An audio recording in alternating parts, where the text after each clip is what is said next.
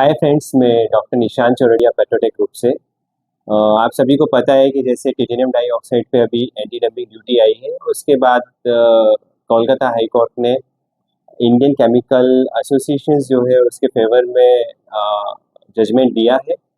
ये जजमेंट आने के बाद से इंडस्ट्री में काफ़ी कंफ्यूजन हो रखा है। लोग कंफ्यूज है कि वेदर ड्यूटी वॉइड हो गई है या अभी भी लग रही है और नेक्स्ट स्टेप क्या होने वाला है।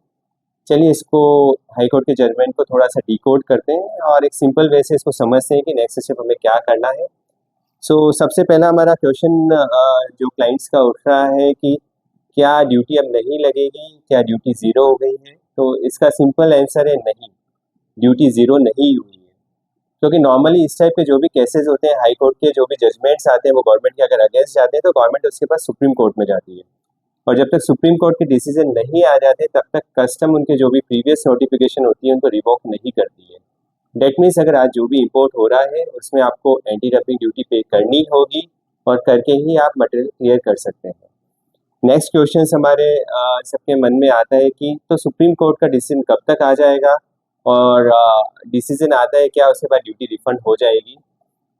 देखिए, सुप्रीम कोर्ट का एक प्रोसीजर रहता है, वहाँ पे केस फाइल होते हैं, फाइल होने के बाद जज उसके लिए अपॉइंट होते हैं, देन पूरे केस को स्टडी किया जाता है, ऑपोजिशन पेटिशनर अपने अपने आर्ग्यूमेंट्स देते हैं, कोर्ट के जो क्वेश्चंस होते हैं उसका रिप्लाई किया जाता है। तो ये एक टाइम टेकिंग प्रोसेस है एंड अगेन कोर्ट है, उनके पास और भी केसेस होते हैं, इनमें कोई टाइम लिमिटेशन नहीं होती, कोई टाइम बाउंडेशन नहीं होता, कितना भी टाइम लग सकता है।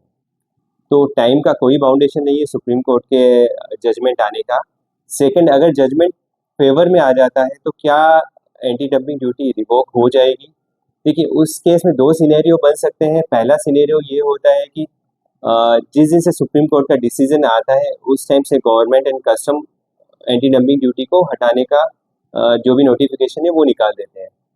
दूसरा केस ये होता है कि सुप्रीम कोर्ट बोलता है कि नहीं, ये एंटी डंपिंग ड्यूटी आपकी गलत थी, जब कोर्ट में ऑलरेडी केस पेंडिंग था तो आपने ड्यूटी कैसे लगा दी, तो जो भी एक्स्ट्रा एंटी डंपिंग ड्यूटी आपने ली है वो कस्टमर्स को रिफंड होनी चाहिए। तो क्या रिफंड के स्टेटस में सीधे ही जो भी अभी हम लोग ड्यूटी पे कर रहे हैं वो हमें रिफंड हो जाएगी? वैसा भी बिल्कुल नहीं है। कस्टम का एक सेट प्रोसीजर होता है, वो प्रोसीजर अगर अभी हमने फॉलो किया है तो हमें बाद में ड्यूटी मिलेगी।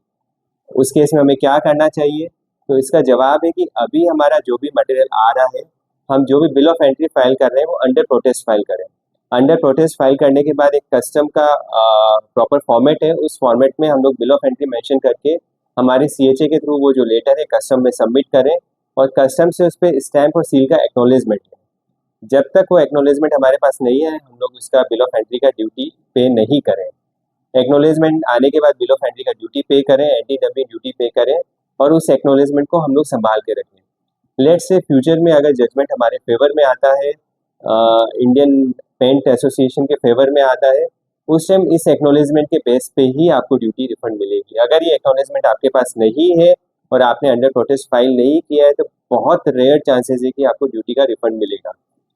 अभी सबसे बड़ा एक क्वेश्चन उठ रहा है, तो अभी डायलेमा का सिचुएशन है कि हम लोग ये जो कॉस्ट एंटी डंपिंग की क्या उसको रॉ मटेरियल में गिने या नहीं गिने। देखिए, अभी सिचुएशन ऐसा है कि सुप्रीम कोर्ट क्या जजमेंट देगा किसे भी नहीं पता है और उसका टाइम का भी कोई पता नहीं है। लेट से अगर जजमेंट अगेंस्ट आ जाता है तो ये जो ड्यूटी लगी हुई है वो रिफंड किसी भी केस में नहीं होती है और लेट से फेवर में आ जाता है तो भी ये क्वेश्चनेबल है कि कब से ड्यूटी रिवोक होगी या इसका पेमेंट मिलेगा या नहीं मिलेगा। अभी के केस में तो यही है कि जो भी हम लोग एंटी डंपिंग ड्यूटी पे कर रहे हैं उसका कोई ऑप्शन नहीं है, हमें उसका जो भी अमाउंट है हमारी कॉस्ट में गिनना होगा, अकॉर्डिंगली ही हमें कॉस्ट हमारे प्रोडक्ट की कैलकुलेट करनी होगी। आई होप जो ये एक सोल्यूशन मैंने आपको बताया है और इसको जो डिकोड किया है वो बहुत क्लैरिटी लेके आया होगा। अगर उसके बाद भी कुछ क्वेश्चंस हमारे माइंड में, आप हमसे ज़रूर पूछिए।